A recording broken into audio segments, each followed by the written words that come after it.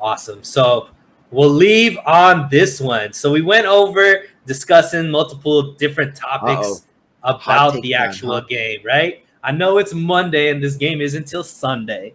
So we got a lot of time before things could change, right? Who knows? But based off of what we know today, Rohan, what are your predictions for week one?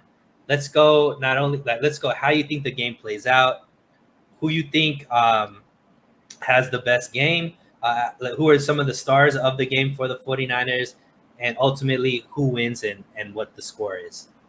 Yeah, so how I think this plays out, I honestly think, despite us saying how slow starts aren't what the 49ers want, I honestly think this will play out a bit of a slow start on both sides. I think it might be a little bit more of a low scoring affair in the first half as both sides get acclimated offensively. I think maybe at the end of the first half, it could only be like 10 total, 17 total points. Maybe we'll see. But yeah, I think it's a slower start to the game, but overall, how do I kind of envision it going down? I do expect the 49ers to win this game and get Trey Lance's first or second career victory as a starter in the NFL. I do think the 49ers do win this game overall. And what was your third question? So who are some of the stars of the game Stars. and what the ultimately the final score is? Yeah, so I mean, if we're talking about stars, you've got to go with at least one of the receivers. I think one player is going to make a splash play on that receiving core. You can say Brandon Ayuk, you could say George Kittle. I think I'll go Ayuk just because Roquan Smith is available, but so I'll go Ayuk maybe offensively, and defensively.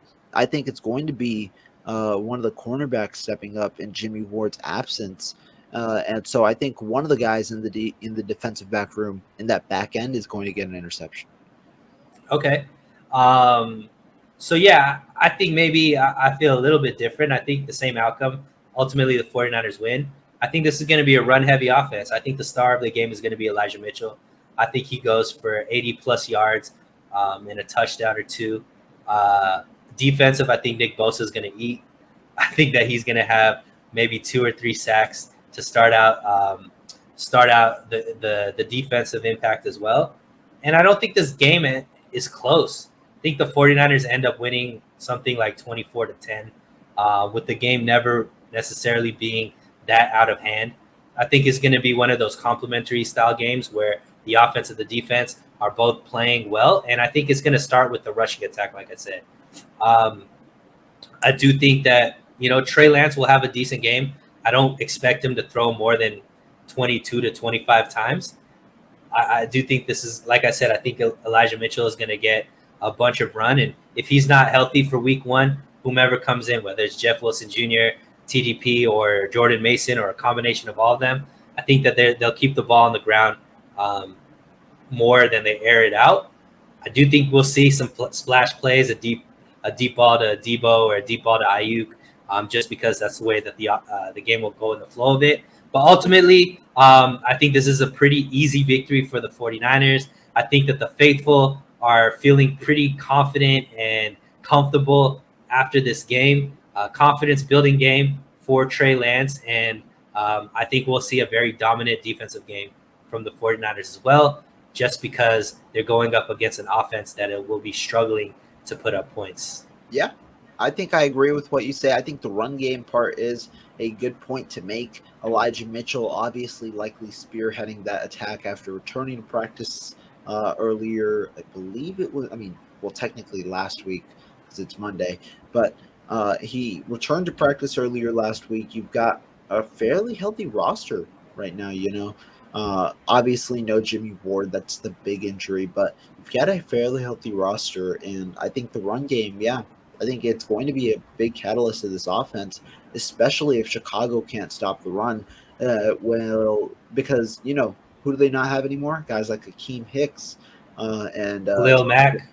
yeah, Khalil Mack is another big one, right? You're now relying on kind of like replacement level players or younger players like Al Quahadin Muhammad or Dominique Robinson, their rookie out of Miami, Ohio. You're relying on these smaller guys, or by smaller I mean more inexperienced guys, and so yeah. I think that it's going to be somewhat tough to defend the run if the 49ers can execute, that is. Now, if they can't on that right side, then it might become a little more closer of a game, but we'll see. What are the chances you think McGlinchey starts at right tackle week 1? I'd probably say like 30%. Wow. Okay. I personally believe it's 30%. Since Kyle Shanahan said on that conference call that he got a PRP injection, I haven't thought that he'd start week 1. Who knows? He could prove me wrong, but it just doesn't seem like he's responding well to it. I think they're rushing him back a little early. That PRP injection timeline is normally 4 to 6 weeks, with closer to 4 weeks. I don't think that timeline barely gets passed by the time week 1 comes. So I honestly think, yeah, he's out week 1 in my opinion. Two other questions. Yeah, go ahead. Yeah, Rohan, you're never wrong. Secondly, how do they make up for their Jimmy Ward not being back there at safety? I think you debut some interesting looks. Like obviously that just increases Talanoa Hufanga's role. I think George Odom probably gets a start based on what we've seen. So I'm going to go with those two guys in the back end. But overall, I think it's going to be a fairly solid game for the 49ers back there because of their cornerback play. And one last question for you, my friend. What do we see out of Javon Kinlaw, right? This is, Javon Kinlaw has been in the news for the 49ers. Some good things, some bad things, right? He's been saying a lot of, judge me on this year. I'm finally healthy. He looks like a superhero. He's a monster as far as his build. What can we expect from Javon Kinlaw? Because this is kind of a game where he can shine, because this is a run-heavy team, and that's his specialty, right? So what do we get out of Javon Kinlaw week 1? I think that Javon Kinlaw is going to be the catalyst for this good run defense for the 49ers. I think Javon Kinlaw he looks like he's in the best shape of his life. He's moving well, had a nice preseason game, and if he can get some pass rushing moves and create some pressure in that way, I think he's going to be a space eater.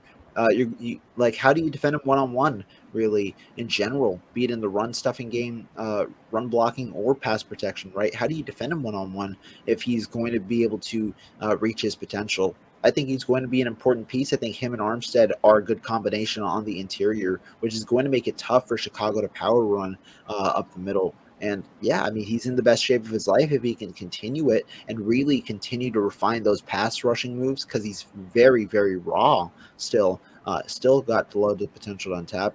Still think he's going to be a good player. I think we see more of his impact in the run game this week, but we'll see. Yeah, Javon Kinlaw is a very nice, not nice, but intriguing player to watch this year after the injuries. And did you give a score? I did not. I am not. What is the score?